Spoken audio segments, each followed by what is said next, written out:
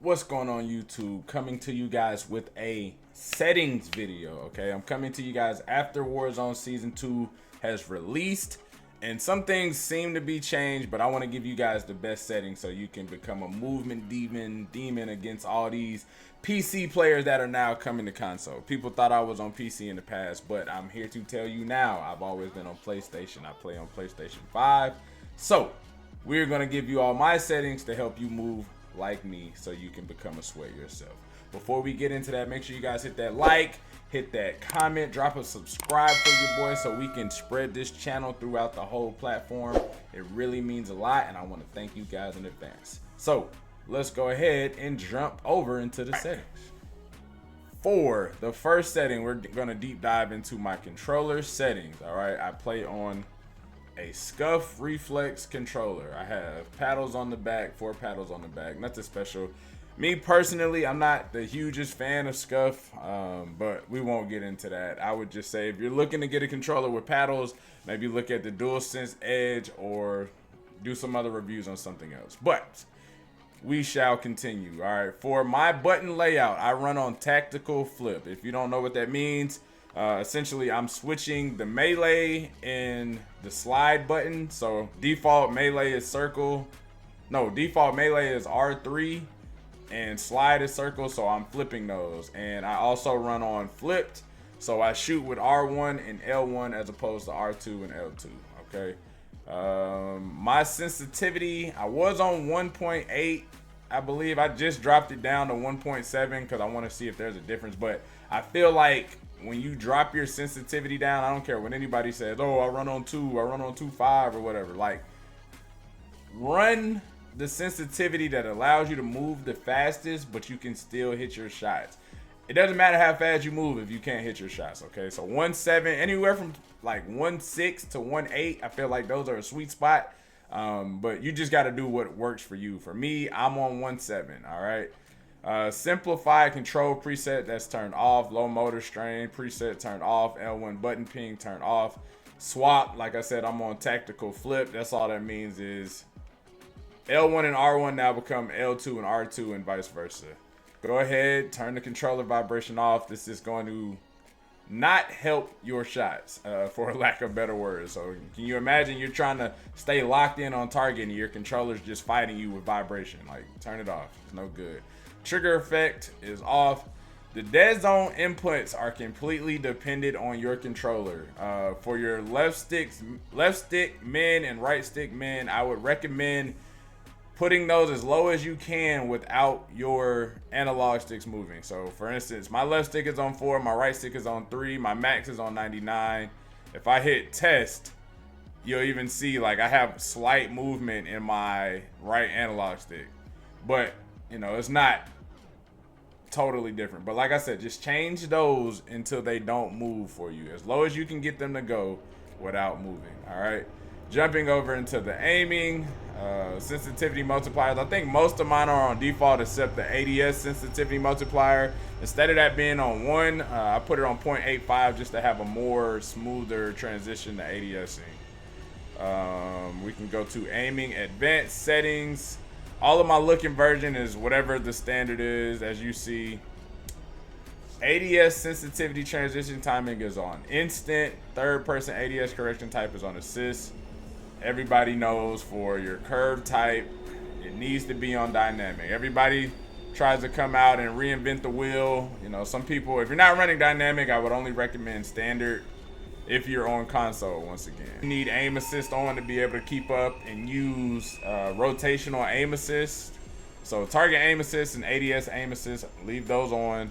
For movement, this is the most important part if you don't know already.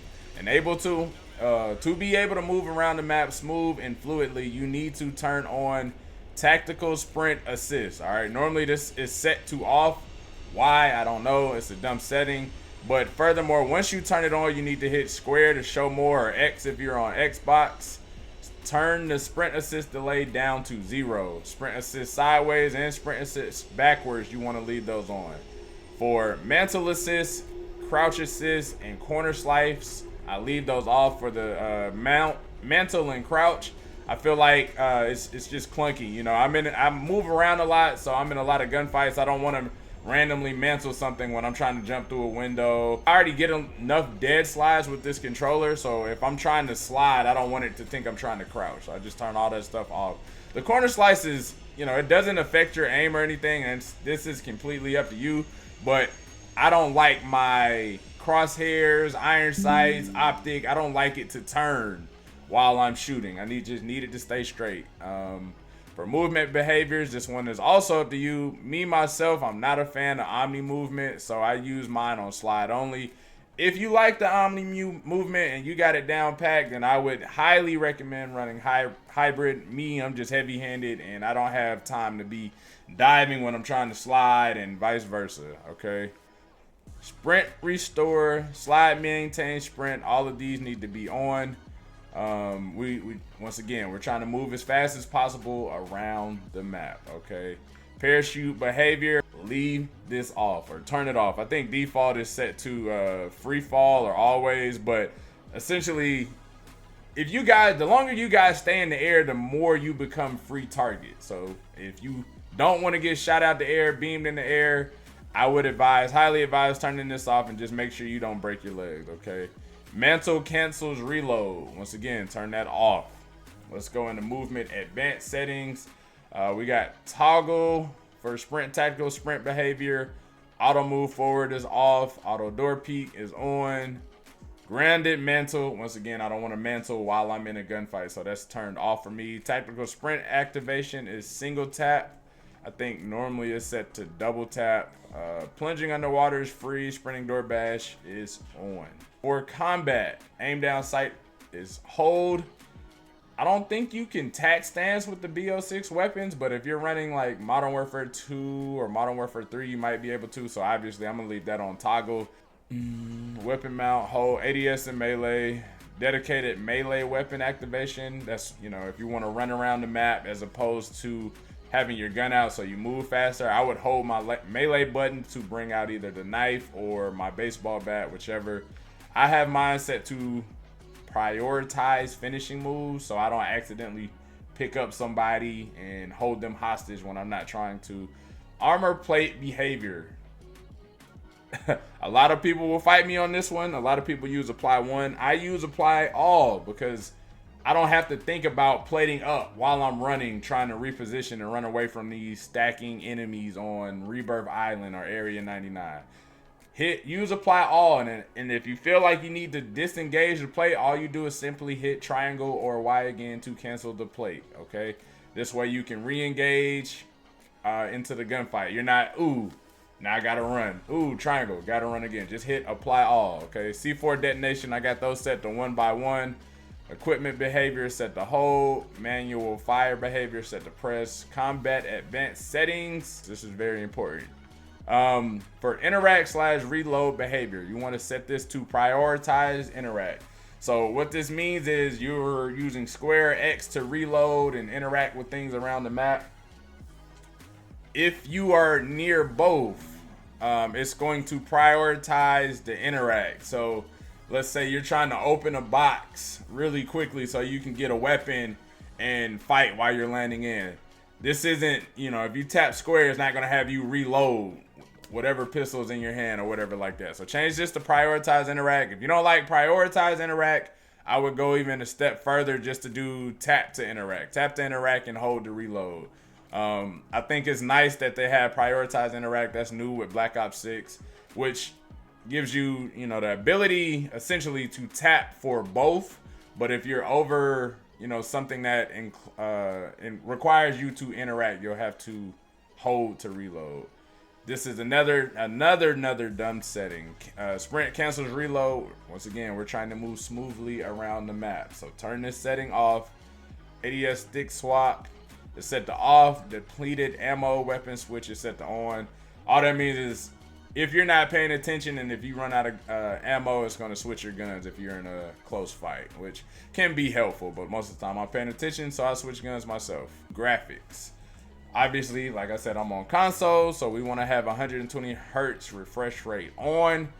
This is going to give you the best FPS on the game possible. Obviously, if you're running on a 65-inch TV or, you know, whatever, something that doesn't allow 120 hertz or higher, you're probably not going to be able to enable this setting. I would advise going to buy a gaming monitor. They're pretty cheap. You can get one for like 160 bucks. Good to go. That will furthermore help you compete with all these sweats on Rebirth and Area 99 and Warzone as such. For quality, I can't tell you how many streams I've tapped in on Twitch, YouTube, TikTok, whatever. Turn off motion blur. For world motion blur, weapon motion blur, turn all that off. All that's doing is causing a strain and causing you to miss shots because you can't see accurately. I promise you, it might not look as cool, but it's gonna make a world of difference. Depth of field, I would turn that off too. But my fidelity casting is on. I have the strength set to 90. For on-demand texture streaming, I have mine set to optimize and auto. If you're experiencing a lot of lag, like you don't have the best internet in the world, I would probably set it to minimal and set this down to small. But I think my internet's pretty good, so I'm gonna run optimized and auto. Okay, going over into view. For field of view, this is kind of dependent on you and what size monitor / TV you are using. But I would recommend anywhere from 110 to 120. Mine is kind of not in the middle, but mine is on 117. This gives me a wider field of view so I can see my peripherals when I'm in a gunfight. A lot of movement mechanics are dependent on how much information you are able to take in with your eyes. So yes, I might be fighting one person, but I also can see this guy over here pushing me very eagerly with his passionate friends. So, you know, the more you can see, the faster you can move and react. ADS field of view is affected. Weapon field of view is wide, so this just means when I ADS, it's not, it shrinks it down. So the weapon looks smaller so I can see the target clearer. This one is dependent on you, the inverted flashbangs. Mine is set to on, so what this means is when somebody throws a flashbang at me, instead of the screen turning white, mine is set to go black. I play, as you see, in a dark setting, sometimes late hours, sometimes early mornings. It just depends on how I feel like playing. But I don't want to be looking at a relatively dark screen or a dark environment. I get flashed and now it's just bright as shit. I don't think that's good for your eyes. So I set mine to black.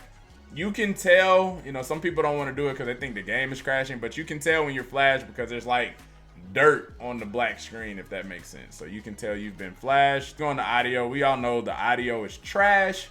With the season 2 update, I think it has increased a little bit, but I noticed for Discord and like a PS party chat is still not the greatest. So if you can run gameplay, you can avoid those chat bans. I say avoid the chat bans. But going into my audio settings, my master game volume is set to 80. I think 100 is just way too loud, especially when you're, you know, loading into a match on resurgence or dropping in off the plane where the helicopter's going, precision's coming in. It's just way too loud. So I dropped mine to 80.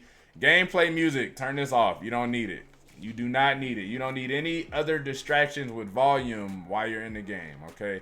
Dialogue volumes are so you can hear like PA coming in, enemy precision airstrike, enemy UAV, whatever. Mine is set to 50. Effects volume is set to 100. This is to help, you know, hear people reloading while they're hiding behind a corner. A lot of people think people are cheating. They're like, oh, how did he know we're here? No, dummy. I just heard you reload while you're hiding behind this door in the corner, okay? Effects volume, set that to 100 for that reason. Cinematic music volume, mine is set to 4. Enhanced headphone mode. Some people run it on, some people run it off. You know, I think it's really subjective. Me personally, I run it off, but if you think it helps you hear better, by all means, please turn it on. For audio mix, I'm running Sucker Punch. I really haven't changed this after season 2. I might try it with Treyarch mix, but those are the only two I would be running, either Sucker Punch or Treyarch mix. It really kind of depends on your headphones too. I use the Steel Series Arctic P Plus, something like that. I've had these for a little bit over 2 years, and they make a world of difference. They allow me to hear footsteps so great. You know, I love them. I've been using them since Al Majra came out, so yeah, a little bit over 2 years. Asymmetrical hearing compensation, mine is turned on. I believe this is used so you can determine like what side of a building they're coming from. I could be completely wrong on that one, but I have it on and I'm able to hear pretty good. So we're just gonna leave that at that, and I'm not gonna get too much into it. Everything else I believe is set to default off. Hit marker preset default. Over into the interface of the game. My menu prompts are automatic. I don't need gameplay tips. I don't need, you know, so I turn that stuff off. I don't need anything popping up on the screen while I'm trying to fight. It's a distraction. Like I said, the most information you need is what you can see. And I think I'm at the point in the game where I don't really need the gameplay tips. Now, if you're a rookie, beginner, you're just now learning how to play Warzone or multiplayer, I would advise using, you know, maybe leaving this on for a little bit just so you can get familiar. But outside of that, it's unnecessary, okay? My console information, I have server latency turned on, packet loss turns on. Server latency is just basically how strong your connection is to the server, and packet loss is pretty much how weak it is. So server latency, you know, if you're playing with people in your same state, it should be very low. So I'm gonna say anywhere between like 8 to 25. If you're playing with somebody and they're hosting the party, for instance, I'm in Atlanta, you know, I'm on the East Coast. If I'm playing with somebody out in Cali, somebody out in Vegas, this server latency is gonna look more like 58 to maybe 80. Once again, it just depends on which COD servers you're connected to. Now, a true sensitive tell of lag, if you're lagging or not, is packet loss. If you load into a match and you see anything other than 0% for packet loss, I would advise backing out. Sometimes it fixes itself, but most of the time, if you got packet loss going into a match, it's not going to fix itself and you're just going to have an unenjoyable experience. So I would definitely advise backing out of that match. Customization is another big one, okay? So colors are dependent on you, but I would recommend changing them. So, but the display over here on the right is how things are depicted across the map. This is an example of multiplayer, but I have anything that I don't need to see per se, I have it turned white, okay? So you see me, my party, my team is, you know, that's the standard color blue. Enemy is green. I know a lot of people used to watch my gameplay and be like, why are you shooting your teammates? I'm like, no, I just changed the color of the enemies from red to green. Why? Because I feel like green shows up more visible across these maps. Red is a color that kind of blends in. I want to be able to see my enemies. So that's why I changed it green. Some people use purple. I think I've even seen some people use yellow, but yellow is a color that's set on Warzone for squad members, okay? So further going on into like squad member colors, I changed the color of my squad members. As you guys know, it's a green, there's a yellow, there's a blue, and there's a purple. I changed green to orange, okay? And I did that because of the reason above. I changed my enemies to green. So I don't want my green squad mate, I don't want to think he's an enemy, okay? That's just that. So I changed green to orange. It pops up pretty good across the map. I left yellow, blue, and purple or pink, whatever you want to call it, the same. I just kind of changed the colors so they look different and they stand out more, okay? Color filter, make sure you guys running this on filter 2 and change the color filter target to both. And world color intensity, sorry, and interface color intensity, have those on set to 100. Basically, with this color customization, you want to make sure you're optimizing, you know, what you can see, what stands out. So that's what you want to do. And going into the gameplay HUD is kind of following the same things. The more information you are able to take in, the more you will be able to react to, the faster you will be able to engage and read the map, okay? So mini map shape, set this to square. My HUD size, a lot of people try to max this out. If you're on monitor, you don't necessarily have to make it as small as possible. If you're playing on a 65-inch TV, I would say take this HUD in as small as you can so your eyes don't have to look as far. But I'm on a 27-inch monitor. I feel like this is the perfect size for a FPS game. Typically, that's all I play. Mine is smaller than the edge of the screens, as you can see. Just slightly smaller. If you look at the white border around this video and what's outside of it, that's the screen size. Mini map rotation, you want this on. I have the radar off. Compass type is set to horizontal. in-game text chat on, player icon or player name. So if you're on Warzone, I can't tell you how many people have not shot an enemy because they say, oh, you know, your name was right above them. I thought that was you. Bro, change this to icon only, all right? Let me move my camera again for you guys so you can see the difference. So if you look at the left, it has the clan tag and the player name. Once again, these are going to appear on Warzone. These are going to appear as your teammates. This is a lot of information to be above a person's head. It's easy to say, oh, I thought that was my teammate. Bro, change it to the far left. Icon only, okay? This way, it's very minimum. At the worst case, you're going to shoot your teammate thinking it was an enemy. But I would rather shoot my teammate in a non-friendly fire game than not shoot the enemy, okay? Change this to icon only, please, all right? For crosshairs, I have mine set to static, which simply means it's going to keep the crosshair fixed in the middle of the screen. I also changed the colors on my crosshair, and I changed the size. So mine is set to largest, and I changed the color to green because, once again, I think it pops out more around the map than the standard default. I think default is white. I could change it to red, but once again, I think red blends in with a lot of these maps. So green, purple, blue, whatever works for you. Mine is set to green because I think it looks the cleanest. Everything else I think is set to default. Hit marker visuals on, damage base hit markers on, widget visibility. I haven't touched this stuff, so it's all set to 100. And I think that's it for this setting. So that's all I have. If this video helped you guys out, make sure, like I said, man, hit that like, drop a comment. Let me know it helped you guys out. Let me know what settings you are running that might help me out, because I'm a student in the game. You know, I'm always willing to learn, try something new, you know, to get better. That's all this is for. So if you guys enjoyed it, thank you. Thanks for watching. I will see you guys in the next one. I'll probably try to drop some gameplay content sometime this week, next week, just to give you guys some updates on meta loadouts and things like that. So I'll see y'all in the next one. Peace.